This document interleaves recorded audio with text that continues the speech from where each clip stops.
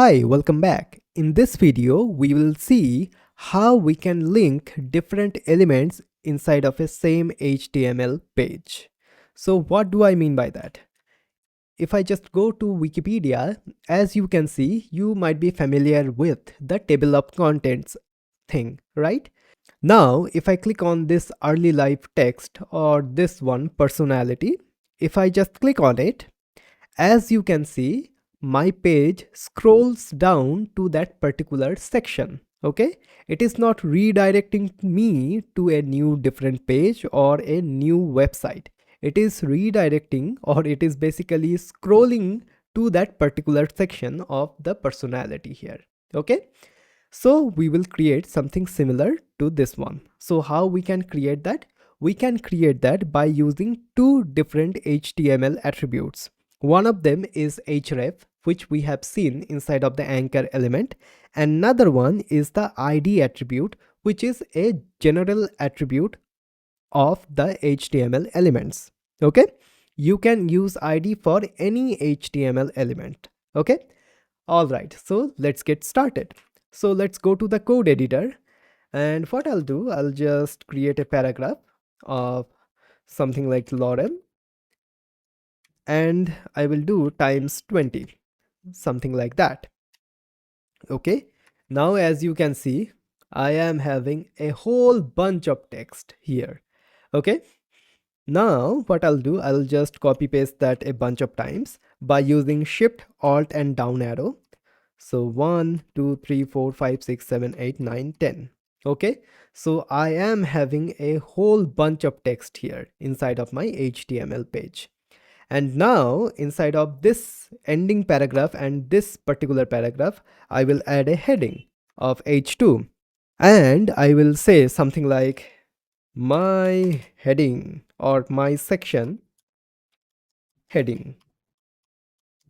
Okay, so now I have my heading here. Okay, if I just save that and go to my browser, as you can see, we are having a whole bunch of content here.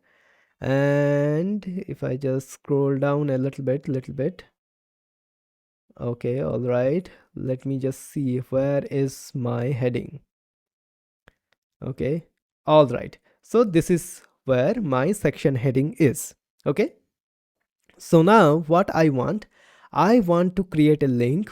When I am clicking on that particular link, it should jump to the my section heading. So how I can do that? I can do that quite simply. First of all, I have to create another attribute, which is the ID attribute inside of this HTML H2 element. Okay, here I can say anything. Now please remember that you can add as much IDs as possible inside of the HTML elements. Something like I can add an ID to here as well. But you have to remember that all of the IDs should be unique. Okay, so this ID, if I just do something like my section heading, okay, so this will be my section heading. This ID is totally valid. Also, you cannot use spaces here. Okay, you cannot use spaces. That is why I am using the dash. Okay, or you can use underscores as well, but you should not do something like this. Okay, so these two IDs should not be equal. They have to be different or unique. Okay, so I will just get rid of this ID from here right now. Okay, all right, so I am having this ID right now.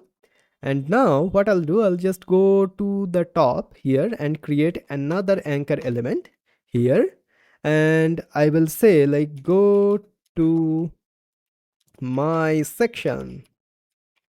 Okay, and inside of the href, what I have to do, I have to paste that particular ID here. If I just save that and go to the browser, okay, now something interesting will happen. If I just click on this link, I am seeing something like this. So why is that? So what is happening? HTML is thinking like, hey, there should be a HTML page with this particular name, but there is no page. This is the ID of a particular element. So how I can add the ID to the link.